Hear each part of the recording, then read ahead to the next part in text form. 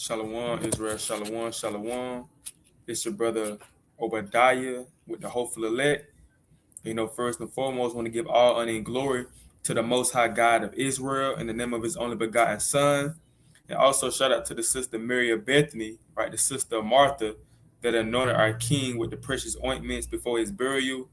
And also shout out to our ancestors that came before us that chose death before dishonor, right? So today's lesson, right?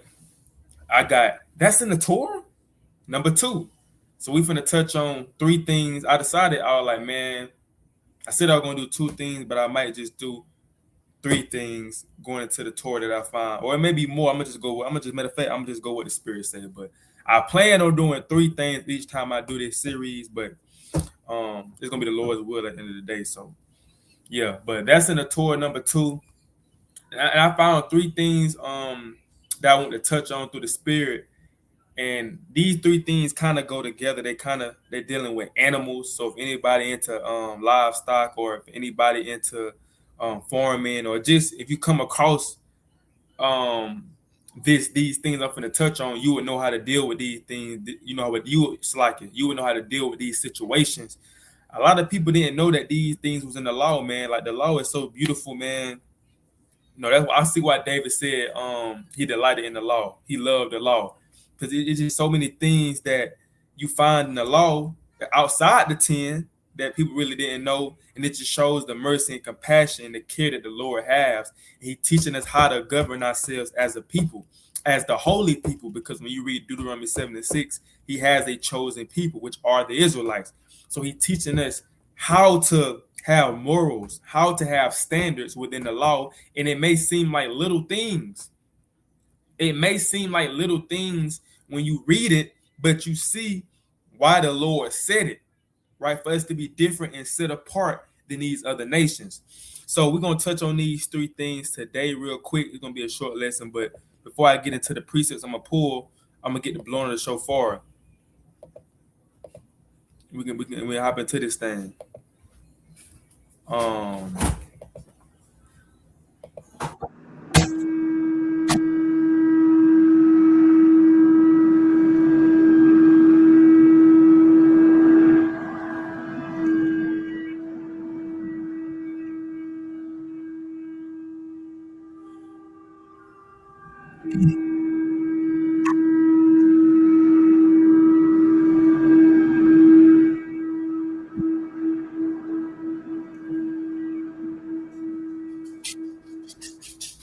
Con.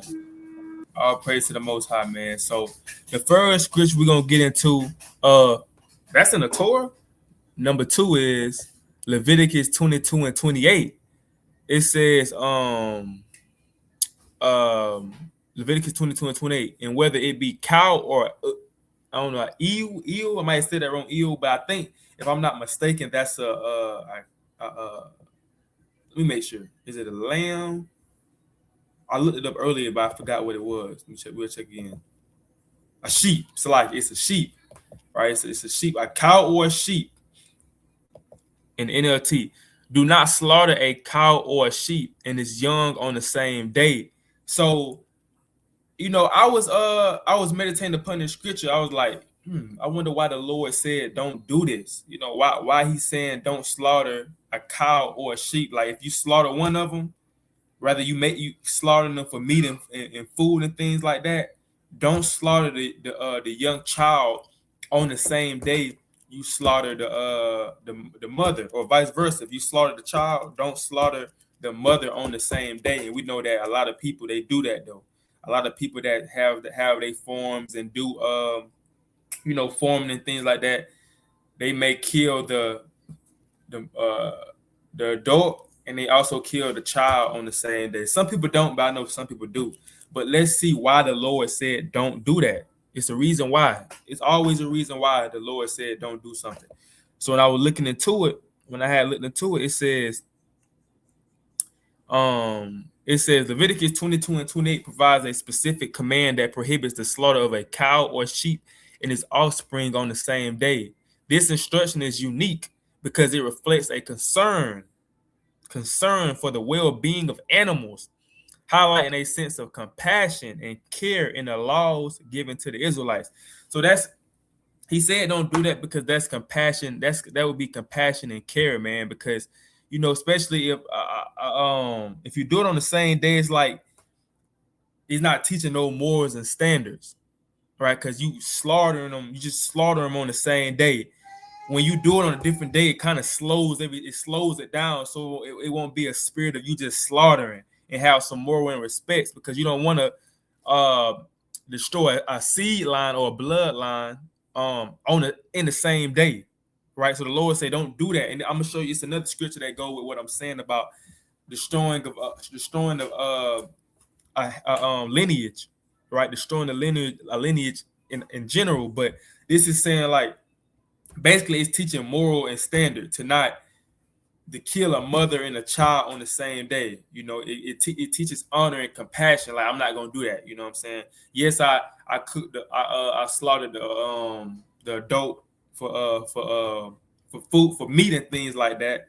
But I'm not gonna do the child on the same day. I'm gonna have compassion and mercy to wait a day or two. If I want to cook if the child big enough to eat for meat, I'm gonna do that, but I'm not gonna do it the same day. I'm not gonna do it the same day, man. So I'm gonna have compassion and not gonna be over slaughtering. You see what I'm saying? Over slaughtering.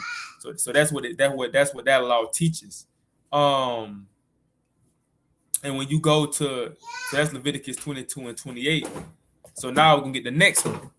Deuteronomy 22:6. If a bird's nest chance to be, he said, if a bird's nest chance to be before thee in the way, in any tree or in the ground. So if you just say you walking, right? Or just say you see a bird's nest and it's in the tree, you see the bird's nest in the tree, or you see the bird's nest on the ground. He said, whether they be young or eggs, and the mother sitting upon the young or upon the egg, thou shalt not take the mother with the young.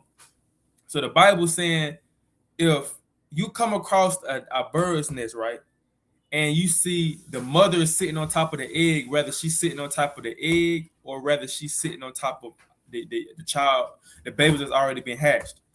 The Bible's saying you can take the eggs, right? You can take the eggs and the baby with you, but you can't take the mother too, right? Because you have to let the mother go so the mother can go, and you're not cutting the lineage off. She can go and have more babies.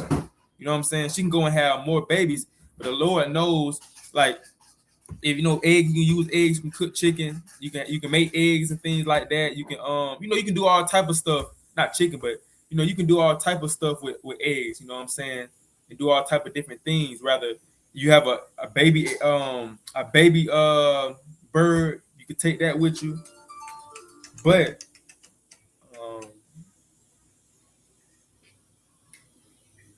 yeah, so just like for an example, like you want to use the eggs and things like that, right?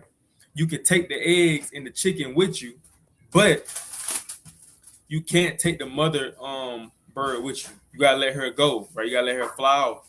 So you won't destroy her whole lineage, right? So she can go and have more kids, if that makes sense, right? So let me see if I can let me see if I can read on it some more. Y'all see what I'm talking about?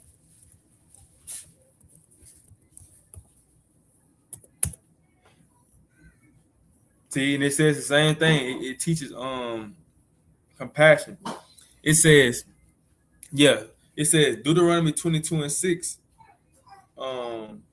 teaches compassion and respect for life, emphasizing the importance of not taking a mother's bird along with her young, reflecting a broader principle of stewardship over creation. So it's a sense of compassion, it's especially if you're thinking about cooking these eggs or boiling these eggs, whatever, and knowing that, well, if you do the mother and you take the mother with you, why would you want to do that? That's not compassion. You want to let the mother go so she can have more babies and reproduce instead of taking her as well too. And it ain't really compassion because she's getting done the same way the children is. She's not able to have more kids and things like that. So it teaches you to have compassion within your mind. So when you're having compassion upon these animals, you can have compassion upon the same compassion you have towards these animals in the law, the same compassion you have towards your people within the law. I'm gonna have compassion, right? I'm gonna have morals. I'm gonna have some type of love within me to not. Um, I'm gonna have some type of love within me to have respect for all the living creatures and for all the living creatures and all the creation that the Most High God made. So I'm gonna have compassion, and I'm gonna have respect and love. That I'm not gonna take all of them at one time. Right? That's what the Most High is saying. And that just shows the love and compassion of the Lord.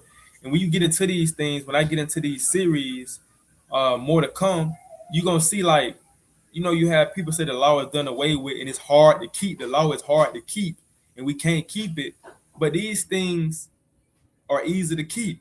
And people try to make it seem like it's a burden to um keep these things in the law. They make it seem like it's hard to do and why I gotta do that.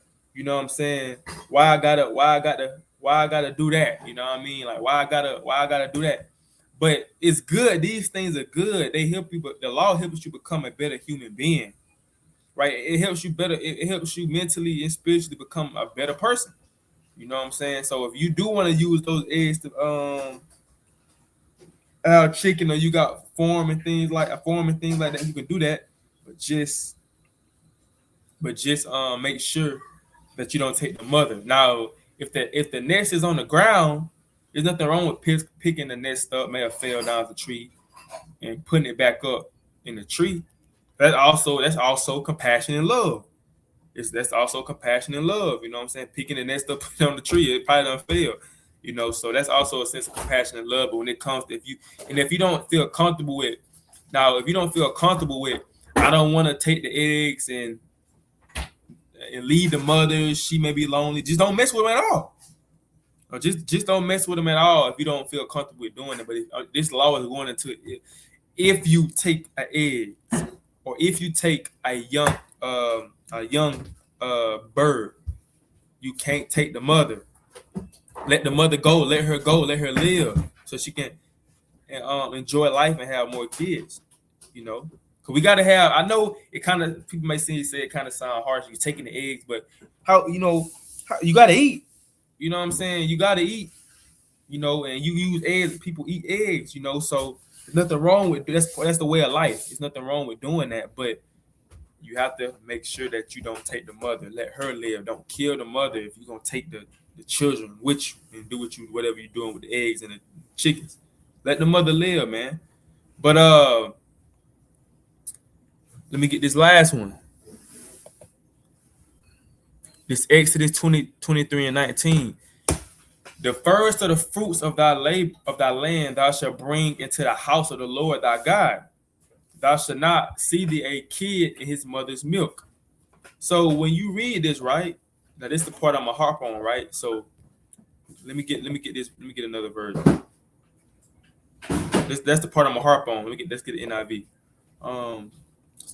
He says, "Do not cook a young goat in its mother's milk." So why did the Lord say this? Why did the Lord say, "Do not cook a young goat in its mother's milk"? It don't really explain why not to do it, but it's a few reasons why. Just going into research, why I can see the Lord saying, "Do not cook a young goat in its mother's milk." I came across two. When I was doing my research,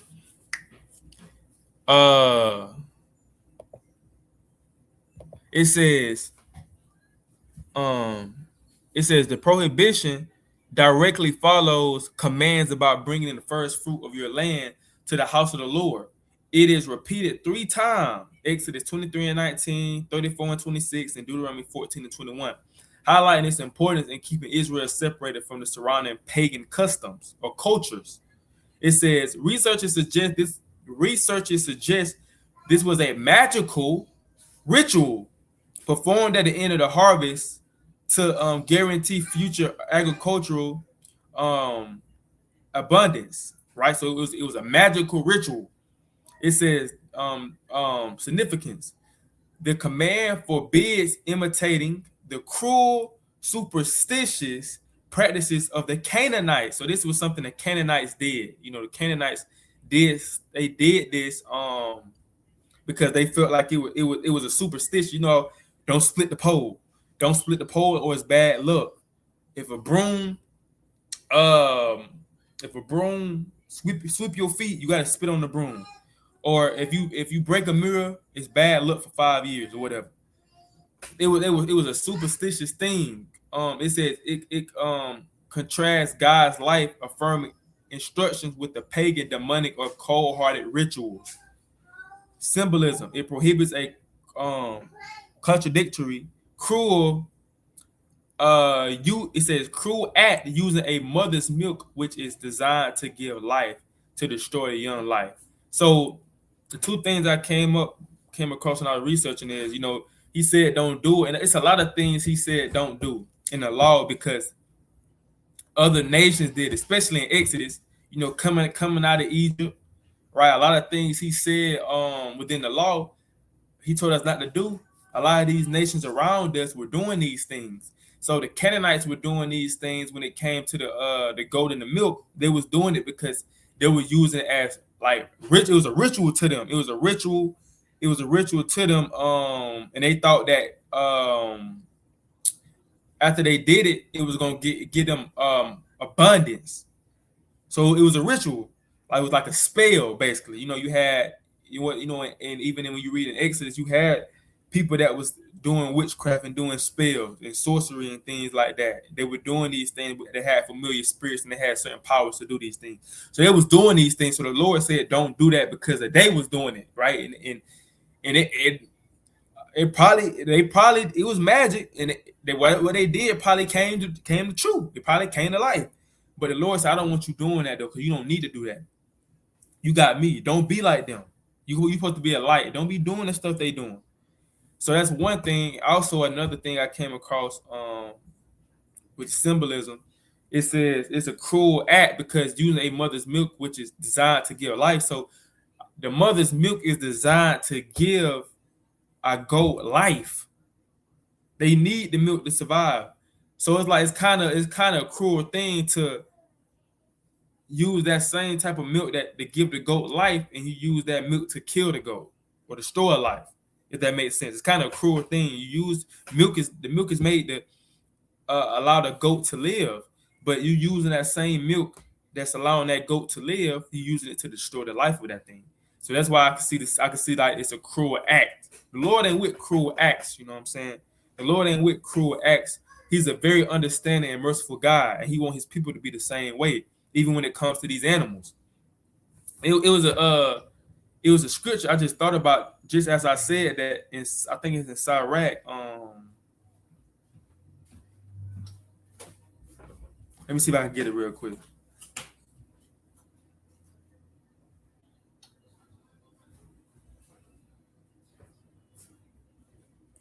Let me see if I can find it real quick.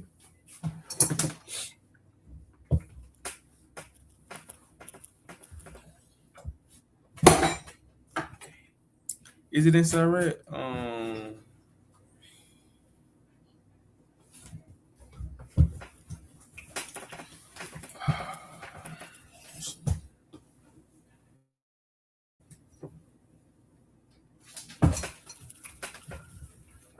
Let's see if I can find it.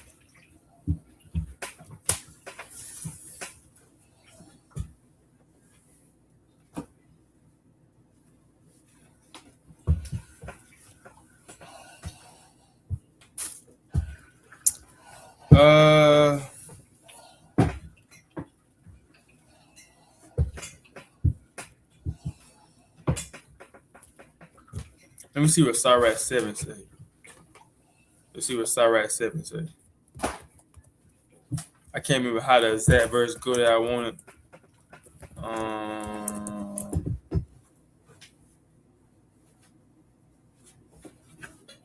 I can use this. Sirach 7:22. Have thy cattle, have an eye to them, meaning look after them. So the Lord is, the Lord, He cares about the animals as well too. He don't want us just to go and just just killing animals for fun and no man. Some people do it for sports just to kill animals and they leave the bodies there and they throw the bodies away. Like, come on, man.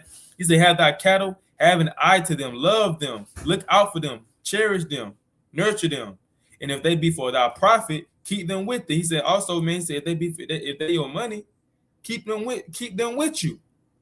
Look at them like family. You know how people have dogs and stuff like that and cats, and they look at these animals and like this is my family.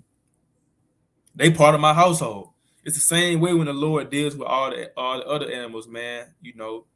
It's a way that you respect and honor, respect and honor animals, unless they trying to kill you or they trying to harm you. Then you gotta defend yourself. But if they ain't doing nothing to you, man, and you just going over there casually messing with them and harming them because you got a demon on you and there's just like animal cruelty. And nah, man, the Lord ain't with that. The Lord will judge you for that. The Lord don't play about that, man. That's why you have laws regarding the animals. Yeah, that's why even when you get into the Sabbath day, this is why the Lord said this.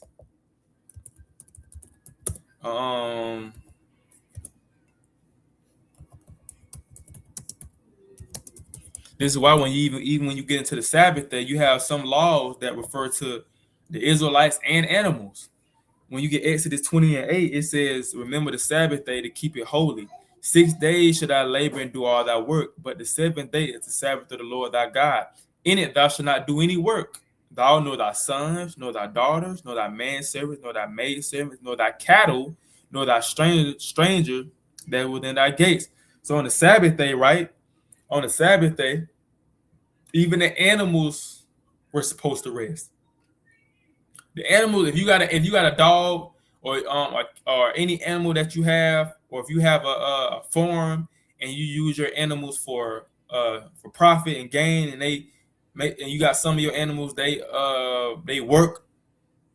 The Bible says on the Sabbath day you have to allow them to rest until the Sabbath over. The same way we rest on the Sabbath day, it's the same way you have to allow these animals to rest. They shouldn't be doing no work. They shouldn't be going to no events. They should be resting on the Sabbath day, man. So that goes for the cattle, the animals as well too. So it just shows the Lord has mercy. The Lord loves, his people and the animals, man. So Lord willing, this was the edifying a lesson going into that's in the Torah, number 2. Lord will I can come back with a number 3 very soon through the Spirit, man. But it's your brother Obadiah from the Hopeful Elect. And I say, see you next time, Lord willing. Shalom. Sit down.